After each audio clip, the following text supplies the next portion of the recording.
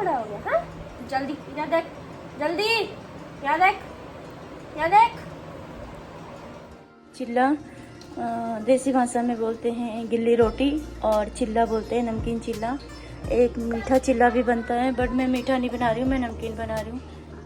यहाँ 10-15 मिनट के लिए उससे घोल के रख देती हूँ, फिर बनाऊँगी बच्चों के लिए नाश्ता। और जैसे कि आपने अभी कल की वीडियो में देखा मेरे बच्चे ने क्या जिद कर रखी है, तो फिलहाल अब कर रही हूँ मैं कुछ ना कुछ।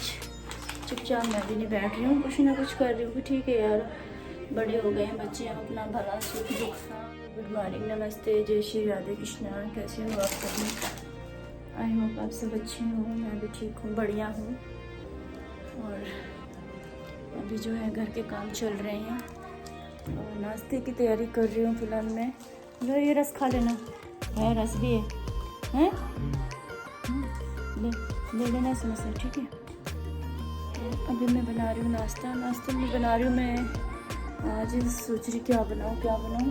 फिर मैंने अभी जो है, पता नहीं आपको पता होगा कि नहीं होगा, मुझे नहीं पता, लेकिन मैं जो बना रही हूँ ना, सभी लोग अक्सर बनाते होंगे। और अभी मैंने आटा तैयार करके रख दिया गोल कर।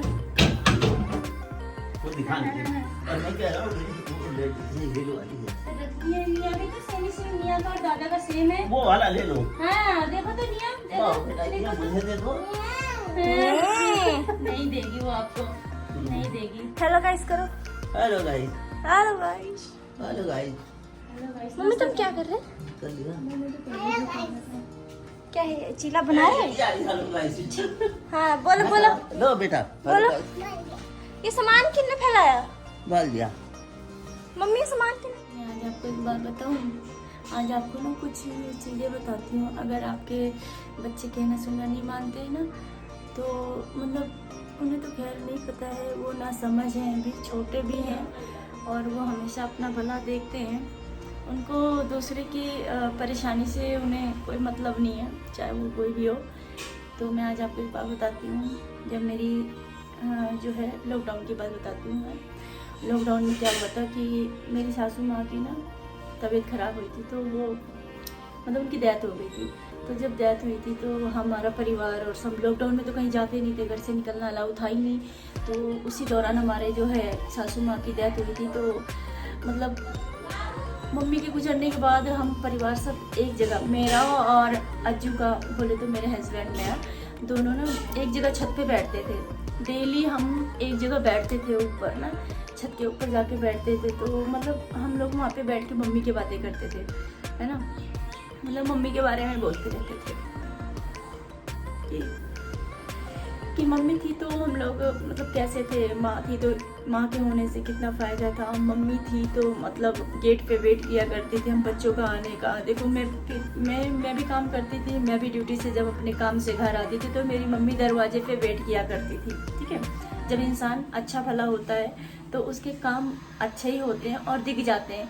तो मम्मी भी ना, जैसे मैं ड्यूटी से आती थी काम से, तो मेरी सासू माँ मेन गेट पे वेट किया करती थी, इंतज़ार करती थी कि अभी तक रितु नहीं आई, अभी इतना टाइम हो गया। 10-5 मिनट में लेट भी हो जाती थी ना, तो भी मम्मी यही कहती थी वहाँ बैठ के कि अभी तक आई नहीं, कहाँ रह गई होगी वो ना, इतना वेट करती थी। तो मतलब ये सारे पल इंसान के चले जाने के बाद यादें बन जाती हैं, है ना, यादें बन जाती है। तो फिर मेरे साथ भी कुछ ऐसे ही था। तो मतलब जब मम्मी जी गुजर गई, ख़त्म हो गई, तो उसके बाद हम लोग लॉकडाउन में छत के ऊपर बैठते थे, मैं और मेरे पति।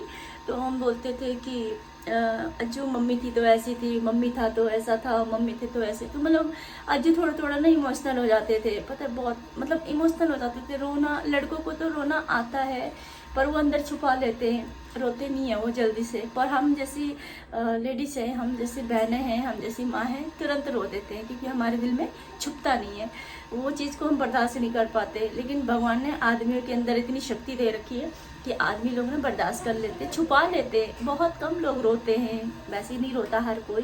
तो वो भी ऐसी था। तो आज मैं यादव जी के गुजरने के बाद भी, देखो मम्मी गई, मम्मी के बाद फिर यादव जी गुजर गए, फिर उसके बाद में जो है हम लोग भी, अब मैं उस जगह पे मैं अब जाती हूँ ना छत पे, अब मैं छत पे जाती हूँ ना, तो मैं हूँ वहाँ पे अकेली, मैं वहाँ बैठ के खुद रोती हूँ कि आज, पहले मम्मी गुजरी थी तो मेरे पति और मैं इस जगह पे बैठ के दोनों बातें किया करते थे, रोते थे, इमोशनल होते थे, याद करते थे। लेकिन आज यादव जी भी गुजर गए, तो वहाँ पे बची सिर्फ और सिर्फ मेरी कहानी। मैं अकेले बैठ के वहाँ महसूस करती हूँ कि मेरे पति थे तो हम यहाँ बैठा करते थे, यहाँ उठा करते थे, यहाँ ऐसी बातें करते थे। अब ऐसा हो गया कि मैं अकेली वहाँ पे अकेले बैठ कर मैं अफसोस करती हूँ।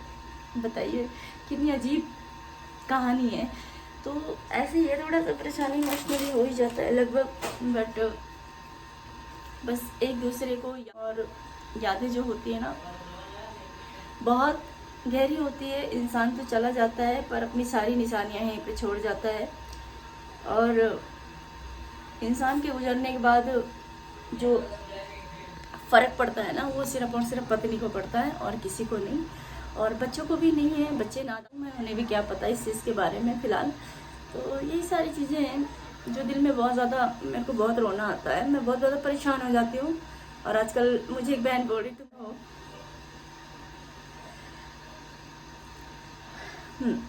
कमज़ोर तो हो गई हूँ मैं, लेकिन ये है कि कमज़ोरी का कारण भी कोई और नहीं है, इस घर का ही है।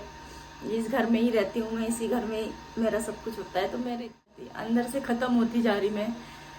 लेकिन मैं तो किसी से नहीं कह सकती ये बात, किसी से कुछ भी नहीं कहती हूँ। बस मैं सोचती हूँ कि बस जैसे पल बीत रहा है, जैसे समय कट रहा है, कटने दीजिए। जिस पे गुजरती है वही जानता है। और इससे पहले मेरी ज़िंदगी बहुत अच्छी थी, शादी से पहले भी मेरी लाइफ बहुत अच्छी थी, और शादी के बाद ही अच्छी थी, बहुत ही अच्छी थी। उसके बाद तो अब ज़िंदगी जीने का मन ही नहीं करता। बस यही मन बोलता है कि बस क्या बहाना लेके कुछ कर लो, या कुछ ऐसा हो जाए जीवन में जैसे कि ये मुझे याद। फिर मेरा मन बोलता है कि ये नहीं, आपको भगवान ने 2 बच्चे दे रखे, यादव जी ने जिम्मेदारियां दे रखी हैं, वो जिम्मेदारी सिर्फ और सिर्फ मेरे ऊपर है। तो मैं इसलिए ना सोच समझ के कदम उठाती हूँ, वरना मेरा सच बताऊँ तो मेरा जीने का मन नहीं बोलता। मैं बिल्कुल भी इस चीज़ पे, मेरा मन ऐसा बोलता है कि शायद क्या पाऊँ, क्या कर दूँ, है ना, ऐसा है। ये माता रानी के आगे बैठ के बोल रही हूँ। ये मेरी मंदिर है छोटी सी, मैं इनके सामने बैठ के बोल रही हूँ। सच में कभी कभी तो जीने की इच्छा ही ख़त्म हो जाती है इंसान की, जब कोई समझे ना आपको। तो बस यही मन बोलता है कि फिर तो अपनी ज़िंदगी जियो। हाँ पापा, पापा बुला रहे हैं।